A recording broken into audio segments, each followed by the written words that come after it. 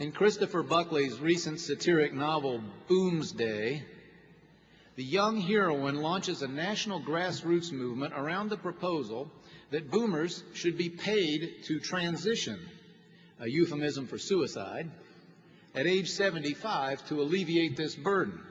Now, that struck me as a little extreme. Surely 85 would do the trick. Buckley meant his book for laughs, of course, but you'll find nothing funny about the tab when it comes due.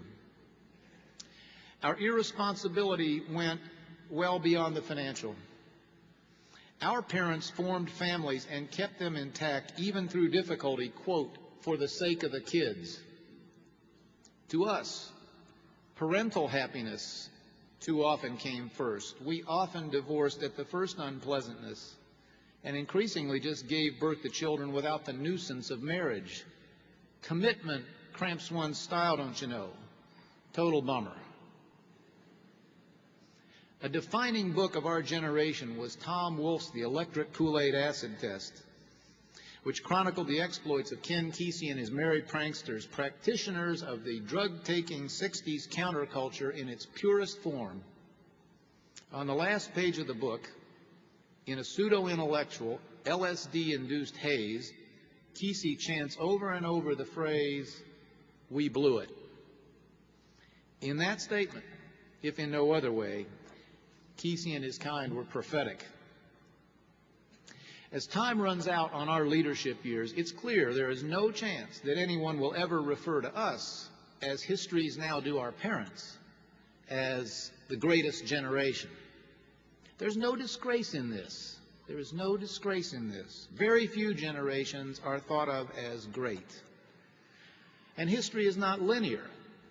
Many generations fail miserably at the challenges they confront, and their societies take steps backward as a consequence. Consider Japan before World War II, or Americans in the decades before the Civil War. And yet in both those instances, and many others, the people who followed did great things, not only redeemed all the failings, but built better, fairer societies than their nations had seen before. In fact, true greatness can only be revealed by large challenges, by tough circumstances, and your opportunities for greatness will be large. Among the reasons I usually duck commencements is the danger of lapsing into cliches, and I bet that no cliche is more worn out on these occasions than the phrase, "standing on the shoulders of giants." Like all such phrases, it was inventive and interesting when Sir Isaac Newton coined it.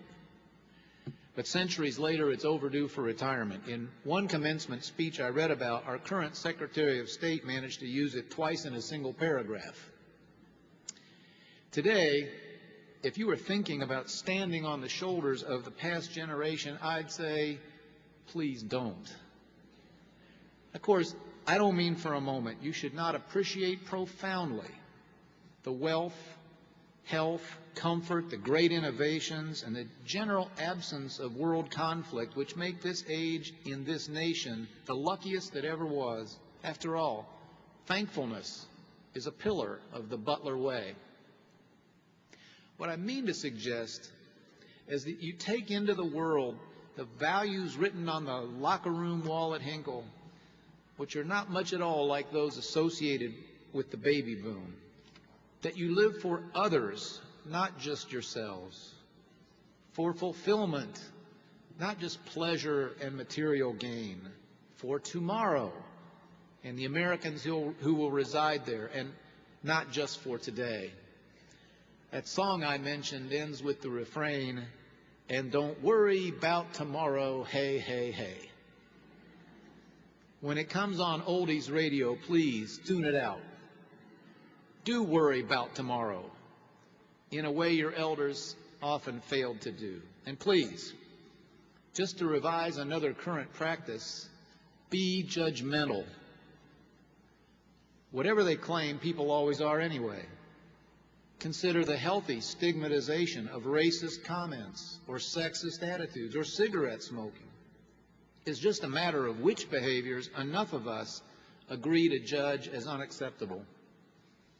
As free people, We tolerate any conduct that does no harm to others, but we should not be coerced into condoning it.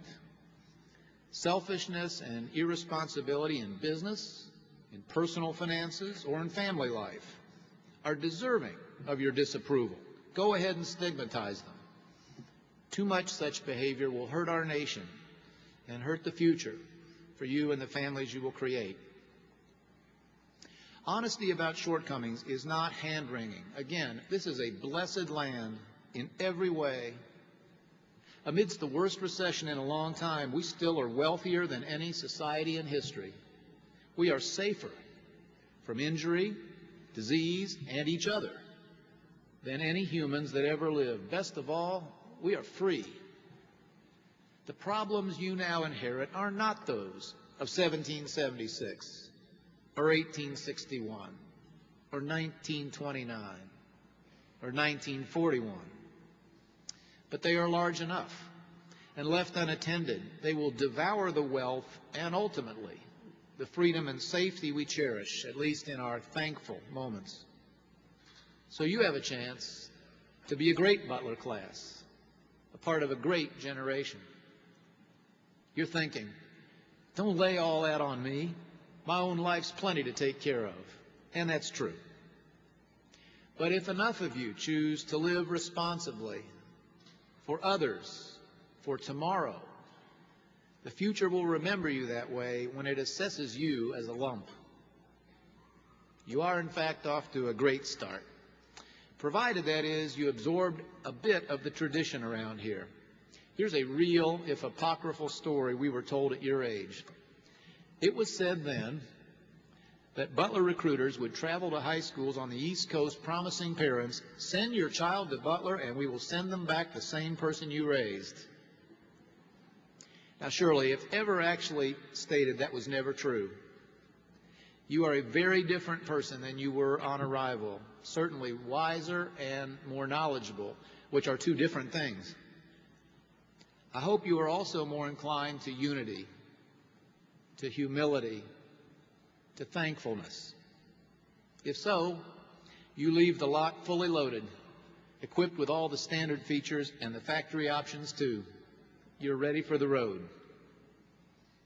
And if enough of you drive carefully and responsibly, one day on this hallowed wood floor, some other soon-to-be-forgotten speaker will look back and say, oh, 2009, that was a great class. They were part of a great generation. They did it the Butler way. Good luck and Godspeed.